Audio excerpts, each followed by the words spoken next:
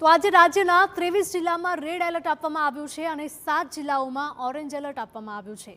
અનેક વિસ્તારમાં વરસાદ પડી રહ્યો છે। રાહત કમિશનર દ્વારા કહેવામાં આવ્યું છે નીચાણવાળા વિસ્તારોમાં સ્થળાંતર કરવામાં આવ્યું છે। એનડીઆરએફ અને એસડીઆરએફની ટીમો પણ તૈનાત છે। મેડિકલ ઇમરજન્સી વગર બહાર જવાનું લોકોએ ટાળવું જોઈએ।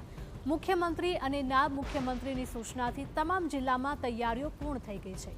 તો સુરત, નવસારી સહિતના જિલ્લાઓમાં 1000થી પણ વધારે લોકોને સ્થળાંતરિત કરવામાં આવ્યા।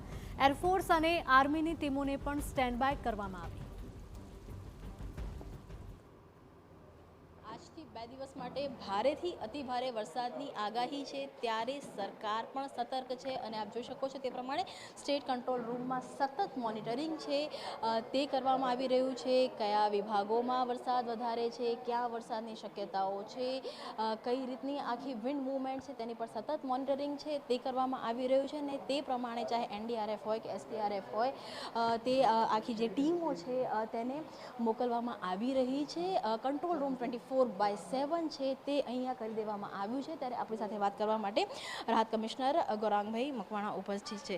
સર, અત્યાર સુધી તો એવું લાગી રહ્યું છે કે જે રીતે ગાજ્યા મેઘ વરસ્યા નથી પણ આગાહી ચોક્કસ છે, ત્યારે જો તંત્રની વાત કરવામાં આવે તો કેવા પ્રકારના પ્રિકોશન્સ છે તે લેવામાં આવે છે, શું તૈયારી કરવામાં આવી છે?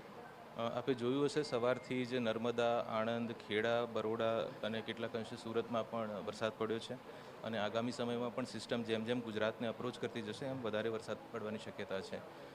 આવનારા 2 દિવસો એટલે આજનો દિવસ અને આવતીકાલનો દિવસ, આ બંને દિવસ ગુજરાત માટે અતિ મહત્ત્વના છે। ખૂબ મોટા પ્રમાણમાં વરસાદ વરસવાની શક્યતાઓ છે।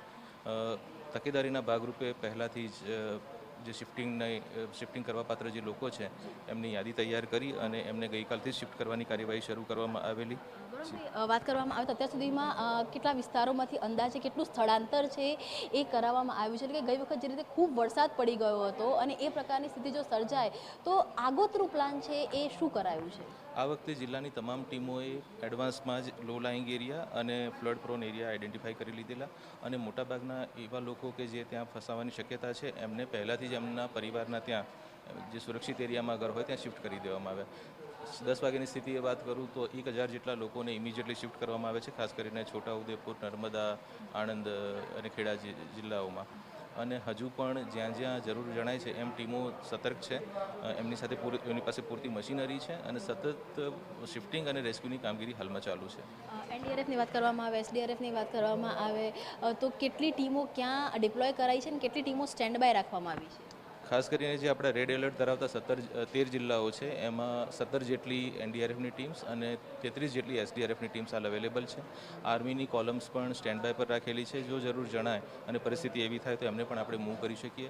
એની સાથે સાથે એરફોર્સ અને કોસ્ટગાર્ડના ચોપર્સ પણ સ્ટેન્ડ બાય પર હાલ રાખેલા છે। ઇન કેસ એવી રિક્વાયરમેન્ટ આવે તો એ પણ આપણે એરલિફ્ટિંગ મારફતે પણ લોકોનું રેસ્ક્યુ કરી શકીએ। એટલે સમગ્ર રીતે માનનીય મુખ્યમંત્રીશ્રી અને માનનીય નાયબ મુખ્યમંત્રીશ્રીના માર્ગદર્શન નીચે ટીમો એલર્ટ છે, કોઈપણ પરિસ્થિતિને પહોંચી વળવા માટે તૈયાર છે અને આગામી સમયમાં ભારે વરસાદની આગાહી છે એટલે લોકો બિનજરૂરી રીતે કામ વગર બહાર ન નીકળે એવી સૌને વિનંતી છે।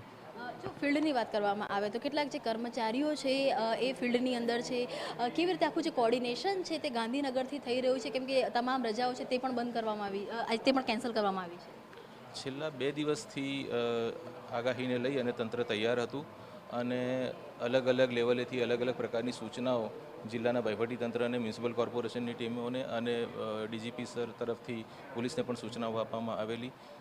સમગ્ર સ્ટેટની મશીનરી હાલ વરસાદી પરિસ્થિતિને ધ્યાને લઈ અને શિફ્ટિંગ અને રેસ્ક્યુની કામગીરીમાં લાગેલી છે। આખું તંત્ર રેડ એલર્ટ પર છે અને કોઈપણ પરિસ્થિતિ આવે તેને પહોંચી વળવા માટે તમામ રિસોર્સિસ મેપ કરી અને તૈયાર છે। આપણે એરલિફ્ટિંગની વાત કરી, ફોર્સ આખી જે રીતે સ્ટેન્ડ બાય છે તો ફોર્સની કેટલી ટીમને ક્યાં સ્ટેન્ડ બાય કરવામાં આવી છે અને જો જરૂર પડશે તો કેવી રીતની કામગીરી છે, આખું રેસ્ક્યુ ઓપરેશનની જરૂર પડે તો કેવી રીતે આખું ફંક્શન કરવામાં આવશે? ખાસ કરીને આર્મીની વાત કરીએ તો બરોડામાં અને ગાંધીનગરમાં અને અમદાવાદમાં ટીમ્સ હાલ એમની સ્ટેન્ડ બાય ઉપર છે। નવસારી ખાતે પણ ટીમ રવાના થઈ ગઈ છે। સુરતમાં પણ ટીમની ડિમાન્ડ થઈ છે, ટૂંક સમયમાં એ મૂવ કરશે। એની સાથે સાથે એરફોર્સની ટીમ્સ જોધપુર, પુણે, જામનગર અને બરોડા જેવા સ્ટેશન પર એમના ચોપર્સ ડેડિકેટેડ અવેલેબલ છે, એમને સ્ટેન્ડ બાય પર રાખ્યા છે. અને એ સિવાય પણ કોઈ જરૂર પડે તો આપણે કોસ્ટગાર્ડની ટીમ્સ દમણ જે છે ત્યાંથી પણ આપણે એમની મદદ લઈ શકીએ છીએ. એટલે સમગ્ર તંત્ર હાલ એક્ટિવ અને હાઈ એલર્ટ મોડ પર છે. અને તમારી સાથે વાત કરવા માટે તો આ હતા સરકારના ઉચ્ચ અધિકારી ગૌરાંગ મકવાણા કે જે જણાવી રહ્યા છે કે સમગ્ર તંત્ર છે તે અત્યારે હાઈ એલર્ટ ઉપર છે. જરૂર પડે તો જે આર્મી કે એરફોર્સની મદદ લેવામાં આવશે. તે પણ જે અલગ અલગ પોઈન્ટ ઉપર તેમને પણ સ્ટેન્ડ બાય રાખવામાં આવે છે. એનડીઆરએફની ટીમ હોય કે એસડીઆરએફની ટીમ હોય તેને પણ તૈનાત કરવામાં આવી છે. એટલે કે જો પણ મુશળધાર વરસાદ થાય છે તો એનાથી તારાજી જો થાય તો લોકોને ઝડપથી બચાવી શકાય તે માટેનો એક્શન પ્લાન છે તે સરકાર તરફથી તૈયાર છે અને સતત તેનું મોનિટરિંગ છે તે પણ થઈ રહ્યું છે. કેમેરામેન નવની સાથે કિંજલ મિશ્રા, TV9 ગાંધીનગર.